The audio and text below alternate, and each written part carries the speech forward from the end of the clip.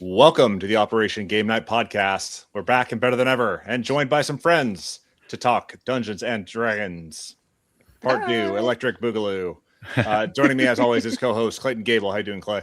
I'm doing great. Excited to have Jason and Amanda here with us to talk about finishing our first ever Dungeons and Dragons campaign. That's a bucket list for us, you know. That's right. That was awesome. Yeah, if you're feeling chilly listening to this episode, it's probably from her icy breath. She is a dragonborn druid. It's Amanda, empty nest board mama. How you doing, Amanda? Lunara, Lunara, Lunara, the dragonborn. And then we have dragonborn druid. The DM. You prefer DM or GM? Either's fine. DM, I guess, is appropriate when it's Dungeons and Dragons, and then GM when it's not. Yeah. All right. Well, DM/GM extraordinaire, Jason, thank you so much for facilitating our first campaign of Dungeons and Dragons. Sure, it was fun. Happy to do so. Yeah, it was amazing. You did such a good job. Yeah. So we'll talk a little bit about how we played through and our characters and all that stuff. Jason did a phenomenal job. He is truly an expert and really made this an enjoyable experience for 3 novices and 1 experienced player. We had a great time. Phenomenal. We played over the course of 3 months, 4 months. Like it went on. But yeah, what a cool experience. Amanda, we have not talked with you since we started the campaign. Why don't you tell us a little bit about your character and why you decided to go with a dragonborn druid? Tell us a little bit more.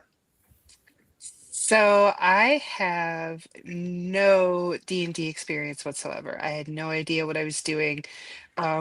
When we talked about doing character creation the first night, I didn't know even there was a handbook or anything. I was literally Googling stuff like on my way home, trying to figure out what I was supposed to be doing. I should have done a little bit of prior research, but the druid caught my eye just because I had read I caught animal. Is animals, and that was part of it. It was like an animal whisperer. So I was like, yep, that sounds good to me. Dragon, yep. I love flamecraft, so I'm all about the dragon life. And it was with the kind and patient help of Jason, I was able to, pick all of the characteristics that I wanted for Lunara Silverborn, which was also from a D&D name generator. So Okay. Nice. So it's not a lot of my own creation. I'll be completely honest with you. Fantasy and things that you can't pronounce and aren't real is really hard for me. Like I've never seen Lord of the Rings. I have no interest in Harry Potter, like just things that don't exist. My smooth brain doesn't understand. So I think that's why it's taken me 42 years to even have any kind of interest in D&D. I love the storytelling aspect of it. Like that was definitely my favorite part. But like the names you can't remember, like the story itself, I really struggled to follow just because it was made up names, made up places, made up, like ballasts and things like this. Like I was constantly Googling the words that Jason was saying when it could have been like, this is a torch, it's like, it's a ballast. And I'm like, I don't think that's what it was called. What was it called? Travis kept trying to push people into him. Yeah. A brazier. A brazier. Yeah, see, I don't know these words. And so the whole time I was Googling stuff, but I really did enjoy it. And it was definitely a learning experience. So it's just that's not my world. And I didn't know much about it, but I still really loved it. I think my RPG, maybe in the future, if I do it, it would be, maybe something like a one shot of Willy Wonka or something that, I could follow along with a little bit better. I mean, I've already got a suggestion for you. Ooh, yay. Based on what you're saying, because D&D a lot of times is like the catch-all for tabletop role-playing game. It is the most popular. It's the Coca-Cola of role-playing games. But there's tons now, especially because like they became so popular in the last 10, 15 years. If fantasy isn't your speed, one of the really fun ones that I played with my friends was Kids on Bikes, which is sort of a Sounds awesome. It's very much like Stranger Things, E.T. It's Okay. you are a bunch of kids on bikes or not, but it takes you usually set it in a time period where like internet and cell phones weren't prevalent, so like pretty much like the mid to early 90s or before. I'm in. And Yeah. there's something supernatural. Usually the kids get a NPC ally that's controlled by the DM, who is has powers in some way. Could kind of like 11 from Stranger Things, or some other thing. And you do a very freeform adventure with that system. And there's no fantasy apart from like any that you choose to add into the game itself. But that was a really fun one. And you as players get to craft the world together with it. Before you start, you actually sit around the table and decide like, where do you want it to take place? What year do you want it to take place? So you get to build the world together. So that one might be a fun one for you. And I could name like a dozen others that we could talk about offline. That might be absolutely. That sounds awesome. Fantasy's not for everybody too. So I totally get it. Well, that's what I was going to ask you. It wasn't that it wasn't not for me. It's just not something I've ever been interested in previously. Sure. So a lot of the terminology was just really a lot of things that I had no idea what they were. So it was a really great learning experience. And that's the way I think I approach like everything in life. Like it's just a learning experience. I didn't do great. I rolled for crap. I didn't know what I was doing. I probably wasn't the best, team player. I just kind of showed up. I don't think that's true. No, not at all. I think you were the only one of the four players who had any sort of who had any thought to take healing magic or abilities to heal your allies, which already I think you're a team player just for doing that, because you could have taken just all attack spells or self-protection spells, but you said no, I want to take good berry and things like that. So already constantly trying to thrust those good berries at everybody. Yeah, you tried to cast good berries so many times. Take my berries. Yeah. So Jason, I was gonna say, like, Amanda says she kind of shies away from fantasy types and settings, and I feel like that's the stereotypical Dungeons and Dragons adventure, right? There's names that you've never heard of before and places that you'll never go, and people just like kind of glaze over. So what's a good way, do you think, to onboard people into this sort of setting, right? Like we had a pretty tame one, right? There's creatures and things like that and magic, and it's a fantasy setting, but are there some 5th edition, 4th edition Dungeons and Dragons campaigns that are more like straight down the alley, like not so fantasy heavy and more adventure heavy? Is that what we did? The one that you did was pretty user, like beginner friendly. D&D in general is always going to be fantasy based. It's a high magic system. Sure. Most of the player class options have magic already, like right out the gate. Like very like fighter and a few other, like barbarian, don't have any magic, but otherwise there's at least a magic option almost for every class.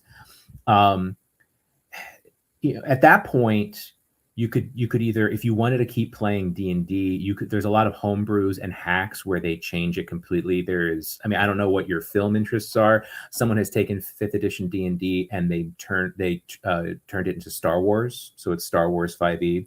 So they've reskinned everything and changed the rules to fit the Star Wars universe. And you could do adventures and stuff if you're more of like a science fiction person, although some people say Star Wars is also fantasy because of the Force. You could, but honestly, something people try to do is they will try to make D&D work for like be the be all and end all game for their players. And sometimes you just have to realize it's like, oh, I'm trying to do a different story. It would behoove me to pick a different game system entirely. Even if your players have to learn a new rule set, it might benefit you in the long run. Like there are like sci-fi cyberpunk hacks for Dungeons and Dragons 5th edition, but I chose in last year I ran for my players Cyberpunk Red, the actual cyberpunk game, just because I wanted to go like to the source and run the official system. So it really depends, but I think to answer your actual question, no, I mean almost every D&D adventure that I've played is pretty much, you're going into dungeons, you're fighting monsters using magic and medieval-esque weaponry. So it's tough to really escape from that unless you do something where you completely homebrew the world. There's a Let's Play on Dimension 20, which is part of Dropout. They do Let's Plays of D&D, and their second season was Unsleeping City, and it was modern, magical New York City. Cool. But it was using D&D classes, but it took place modern day. Yeah. So that would be something you could do. If you wanted to get away from a fantasy world, you could set it in the real world. And you'd have to reskin a lot of things though. Yeah. And as somebody that's been kind of in this sphere for a while, like you've been playing Dungeons and Dragons since what, 20 years? Oh, good Lord. No. I mean, I've always liked fantasy and game, like video game RPGs and stuff. But D&D was one of those things I always wanted to play and never really got a chance to until I want to say like 2019 that I joined the group that I currently play in. Wow. And we actually started with Pathfinder. And then COVID hit and we all went home, and literally the day we were supposed to play, our DM canceled, and then we found out that 2 of the players that were going to show up had COVID at the time. So that would have been great. But no, it was around 2019 that I joined their group, and then we started playing online through the pandemic. And that's where we switched to 5e because there was more support for it to play it virtually. Yeah. And so we started playing that online.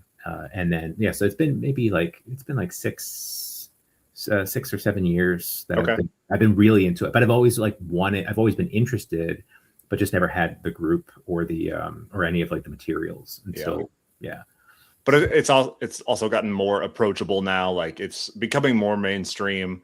But I also feel like, especially lately, now that I'm keeping my eye out for it, there are 1,000 different RPGs that you could run. You've mentioned Cyberpunk and the kids on bikes, and there's literally a RPG for any sort of universe that you want to live in. Do you feel at all that is like fracturing the community to like where they're splitting up to do all these other campaigns, and people are moving away from Dungeons and Dragons, or is it growing at a similar pace? Like, what's that community like? It's interesting because it really depends on your play group. So in my group, we have one person who is more often than not the DM for our main game that we play on Fridays. Okay. He likes to DM, because we always say, like, do you want a break? He's like, no, he likes being a DM, but I am going to get to run him a game soon, just so he gets to be a player, just because it's like, I want to thank him for, running games every week for us. But he is a fiend for collecting new systems and reading through the books and then wanting to run them. The problem is some of our players, and I'm guilty of this too, is sometimes it's like we want to get, like, when we play a new RPG, we want to play like a couple games of it rather than jump from system to system to system and learn new rules each time, which is why you see some groups, the DM will be like, please, I want to run something other than Dungeons and Dragons. And all the players are like, no, we like it. We'll like, I have all these characters made. I want to keep playing D&D. And then at that point, that's when the DM should say to the player, it's like, well, how about you run D&D and I get to be a player?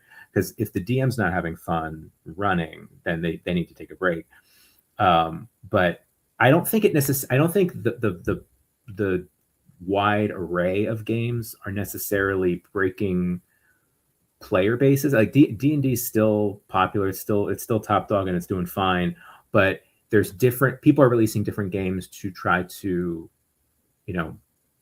why are people moving? Why would you create a fantasy game in 2025 or 2026? But like, why would you create a game to compete with D&D unless you had something important that you want to, like, you have like something that bothers you enough about D&D that you want to play differently? Yeah. And that's where we've seen games like Critical Role came out with Daggerheart, MCDM came out with Draw Steel, which was like the most successful TTRPG Kickstarter of all time. That one just released. And so there's a lot of different systems. And it really depends on your table and what they find fun. Some tables are like, we want to go kill monsters and get loot. Other tables are perfectly fine if they spend the entire session just like talking to townsfolk or like exploration is really important to some players.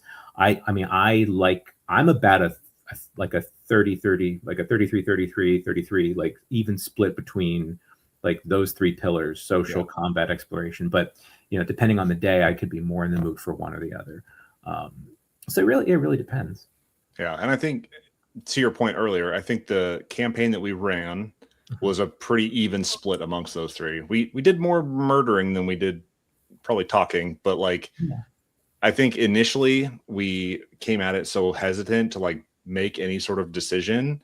And by the time we were in like our second dungeon, we were kicking in doors and flying through the thing and trying to kill everything that we came across. But like, I think that was at least a good introduction into how you navigate this world, right? Like we entered that first clearing. We're like, okay, there's some dead horses in the road, and we all just kind of like sat there silent and like, okay, what are my options? What do I do? And thank God we had you to help guide us through, and Meg to as the experienced player to help us navigate those types of decisions. But like, I feel like we were just kind of like shrugging at each other, like, what's next? Like, no, I'm with you. I mean, analysis paralysis, especially for a new player, is very real. Yeah. And so a lot of times I think what hangs people up, and I'm not sure if it was worse for you guys playing online as opposed to when you played in person, but when I played that very same adventure you played, when I played it as a brand new player, I found myself staring at my character sheet a lot, being like, what can I do? What can I do? And my DM kind of had to stop me and say, like, what do you want to do? Like, don't worry about the mechanics. You tell me what you want to do in this world, and I will tell you if you need to. First of all, I'll tell you if you even need to roll for it, because sometimes somebody wants to do something and it's like, they'll succeed at that. I'm not going to make them, like, if there's no chance of somebody failing something, like, I don't make you roll to breathe every few seconds. I don't make you roll to walk forward. Yeah. So it's one of those, some DMs like you to roll for everything. I'm not that kind of person. So it is one of those. There is this analysis paralysis when you first start, because you're not sure, well, what are the rules? Like, what are the constraints? And very much for new players, I like to tell them, like, you tell me what you want to do in this world, and we'll go from there. Sometimes you guys are on a map at that point. Playing on a map can sometimes be a little limiting, because you'll kind of zoom and be like, well, where do I move my character? What do I do? Theater of the mind can help with that. And sometimes if we're just having a scene where characters are talking, I don't even have any map or anything. Sure. So that nobody, like, you're just visualizing what's happening with the conversation. Yeah. And Amanda, go ahead. I want to say, as the DM, I think the most helpful thing that I noticed that you did was you had always asked us, like, what does that look like? Or what, that put us there, that gave us that agency to be able to, like, oh, I'm doing, the thorn whip, and this is what it looks like. And I think that was my favorite part of it. Oh, I'm glad you like that. I'm a big fan, especially with magic, because magic is, well, it's different in everybody's imagination. It's like, what's magic to you? And so when you like you said, when you cast a druidic spell, or when our wizard casts any of her arcane magic, I'm always asking, like, this is the first time you've cast that spell. What does that look like? What does it look like when your breath weapon goes off and you freeze these goblins, like, with cold coming out of your mouth? Like, I want to like paint me a picture, because it makes you feel cool, because you guys are heroes of the story, and it's I'm guilty of this too. I try to remember to, when I'm describing stuff, not just say, well, here's the map, take a look and see. No, it's like, I should be describing what you guys are seeing, and not only that, but like what you're smelling. What do you hear right now? Like the castle is so like old and moldy, you can almost taste it, that kind of thing. So you definitely want to like reach out with the five senses when you're describing as a DM, because you're really relying on a collective imagination we're kind of all plugged into the matrix, and we're all kind of computing the same game together. And I can throw, maps and like, vistas and tools to like help you visualize it. But ultimately, it's like me describing something is going to, and when people are playing around the table, there's even less, like in a physical table, there's even less multimedia assistance.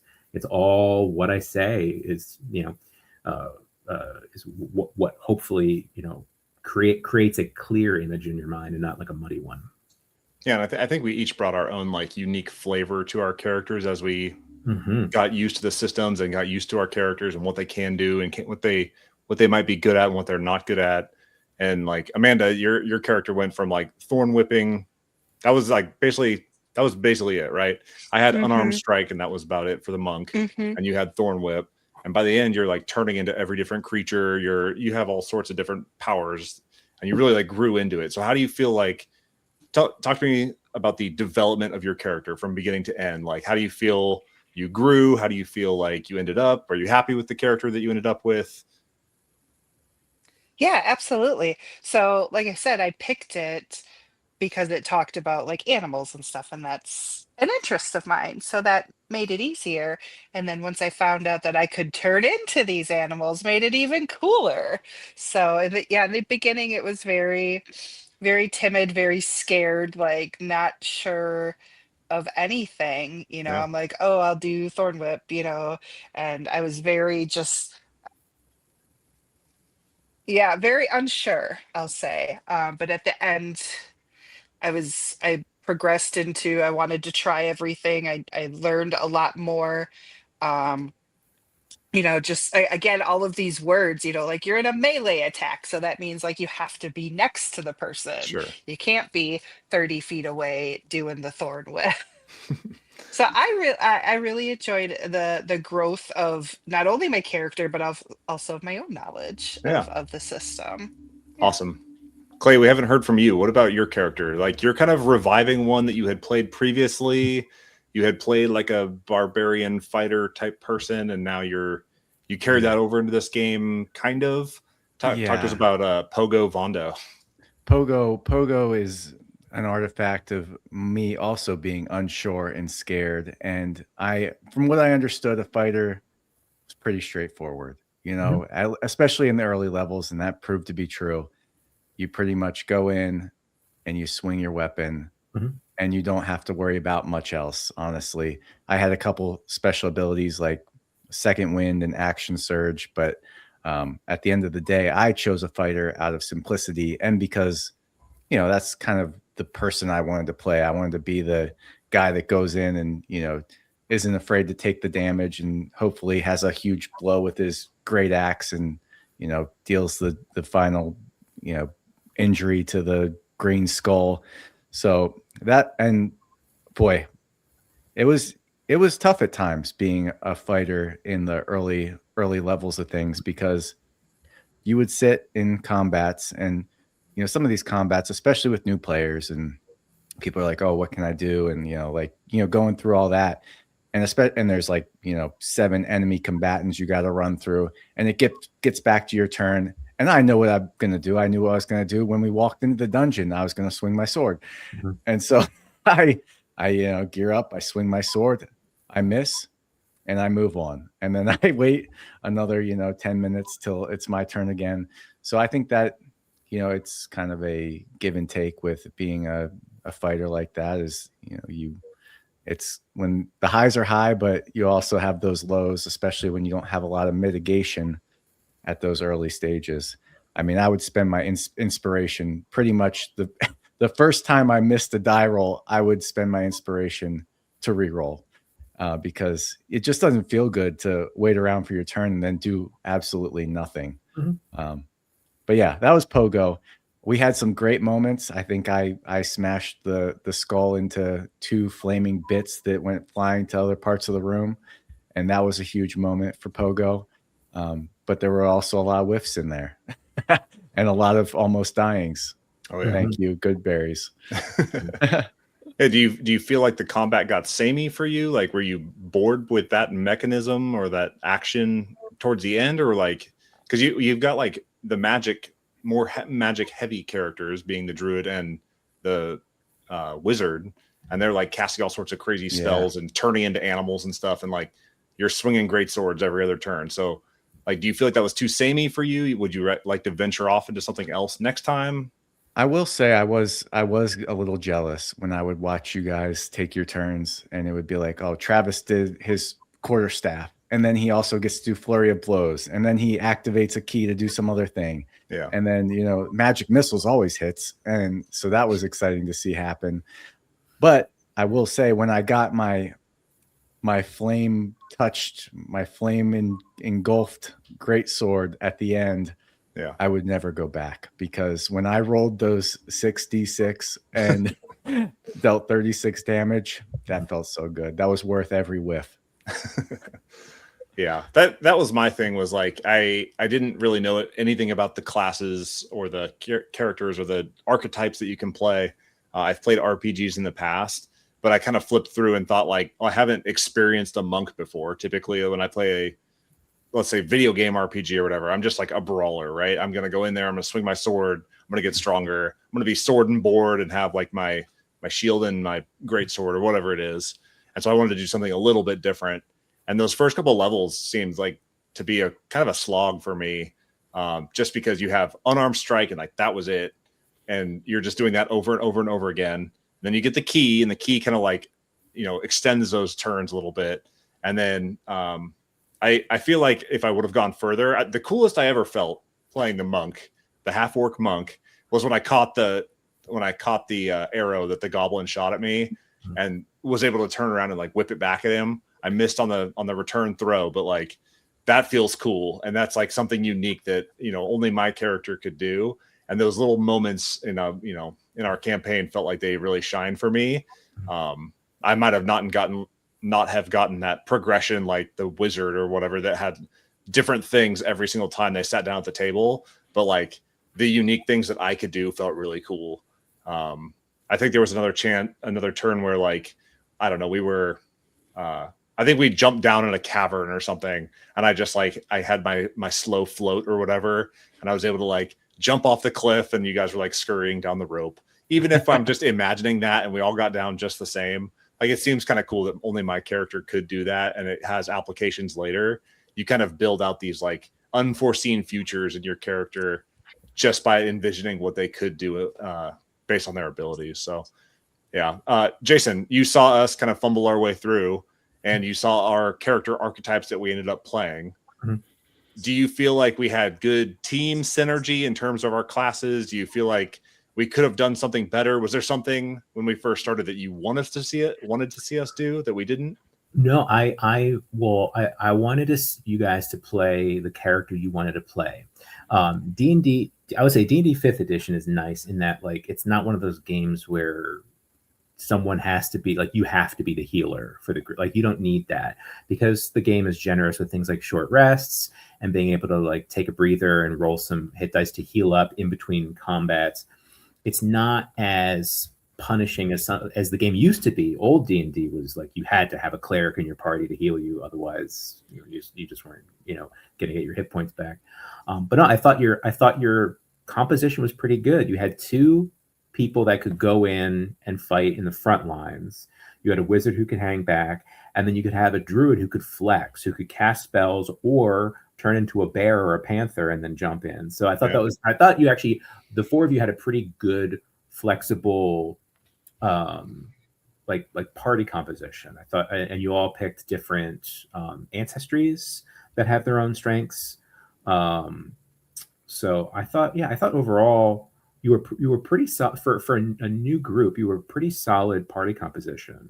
I wasn't too worried about that. And to your point, yeah, like I think that is the problem with low level play sometimes, is you don't have a lot of those fun abilities that don't come online until later. And that's why some games, some DMs will start players at level 2 or even level 3 where like they get their subclass right from the beginning, just so that that is the one thing that is nice is as a DM you have more hit points at level 2 or level 3, so I'm not worried about accidentally critting on you in round 1 of level 1 combat. But no, I actually was impressed with the party composition. I thought it was a good party. I thought it was funny that Clay ended up picking a dwarven fighter, because when I did run him a one-on-one D&D game like a year or two ago, and he was a different dwarven fighter. Yes, but different name. But then again, dwarven fighter is a very powerful combination. And if you do enjoy the martial aspect of fighter, you might enjoy barbarian, which is the tankiest of classes. They have the most health. They can go into a rage, and all damage is like halved against them. But I would say if you were jealous of the casters, there are classes that are called half caster classes, like the ranger or the paladin, where they're a martial class that also has some magic sprinkled in. So they're not a full caster like a wizard, but they have a little bit of magic.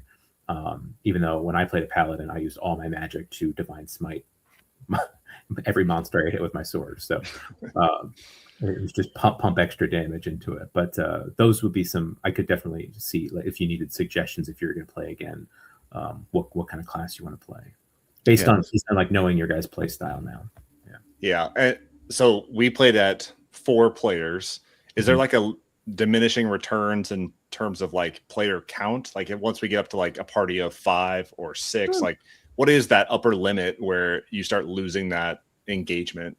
Oh, it's a good point. That's interesting. I mean, I've played in games of all different sizes. The most adventures and challenge rating of monsters is designed around a party of 4 people.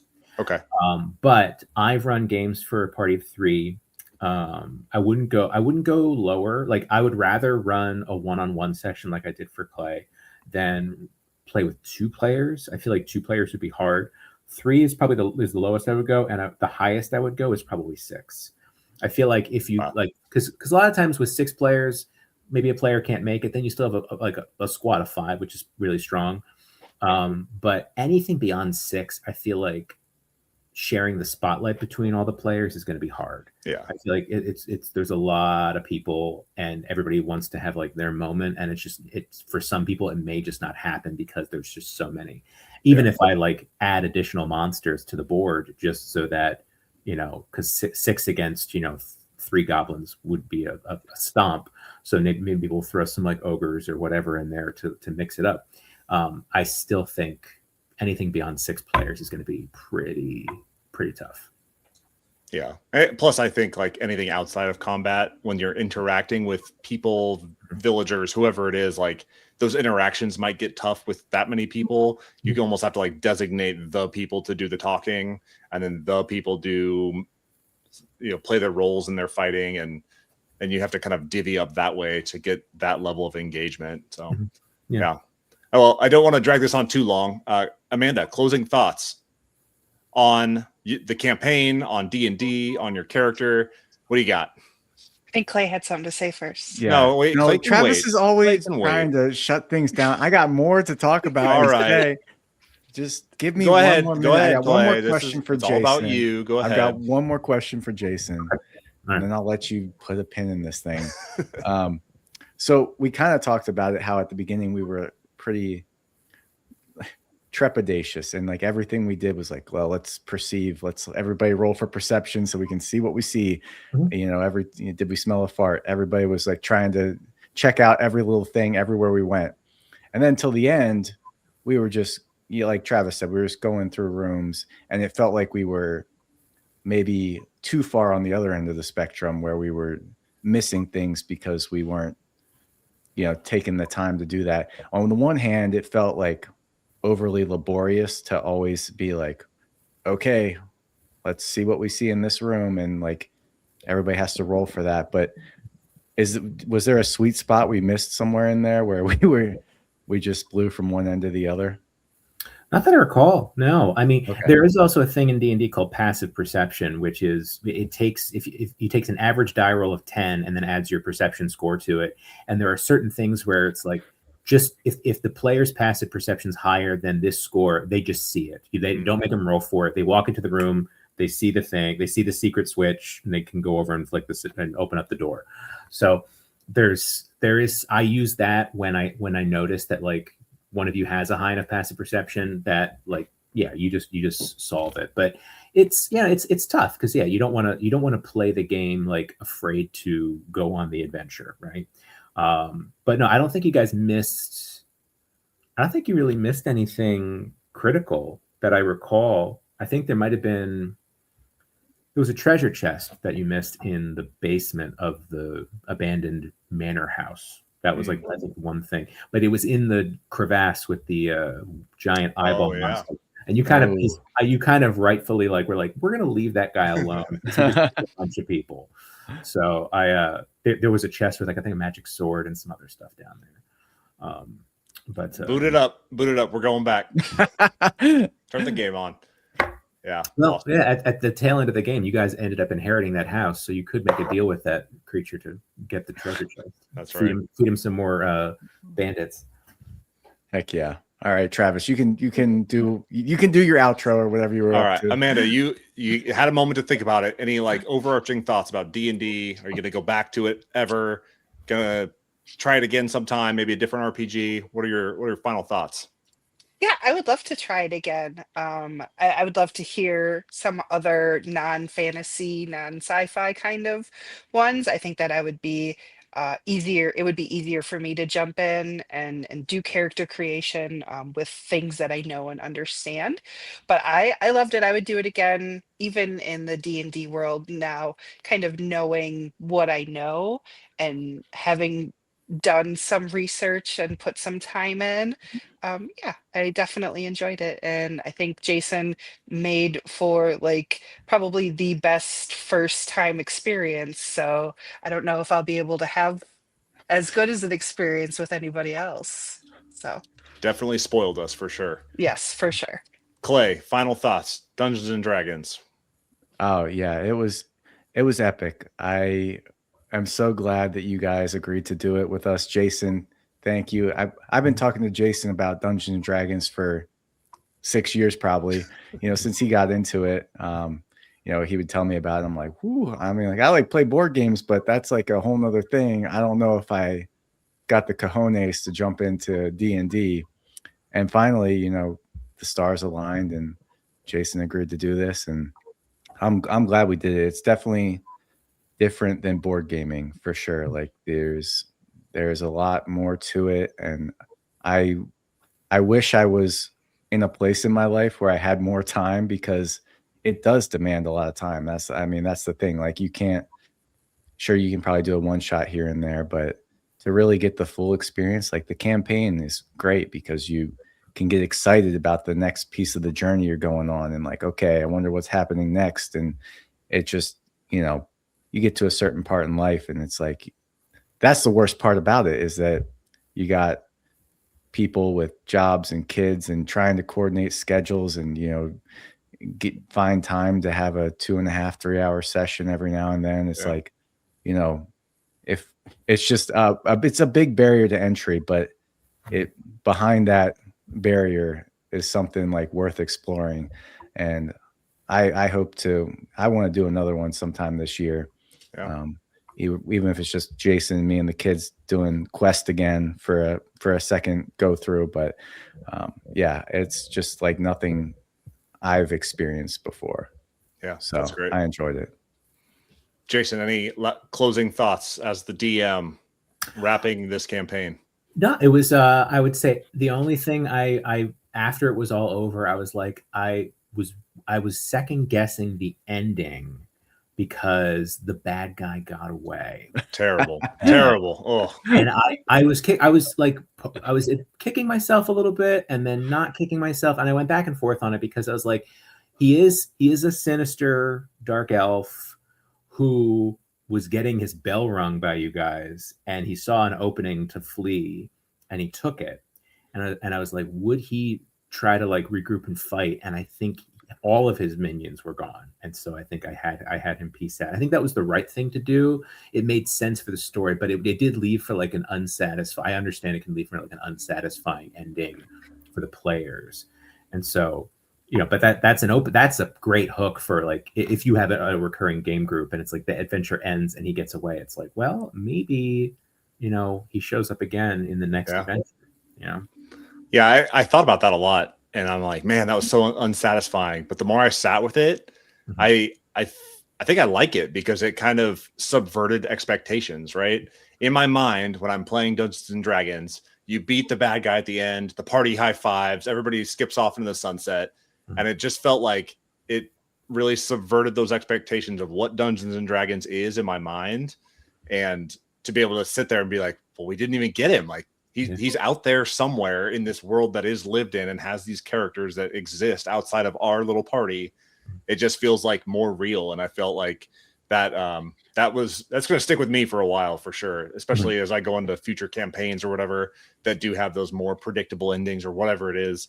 I think I like it. I think I like that decision as a DM. I like the decision for our group and how we handled things going through.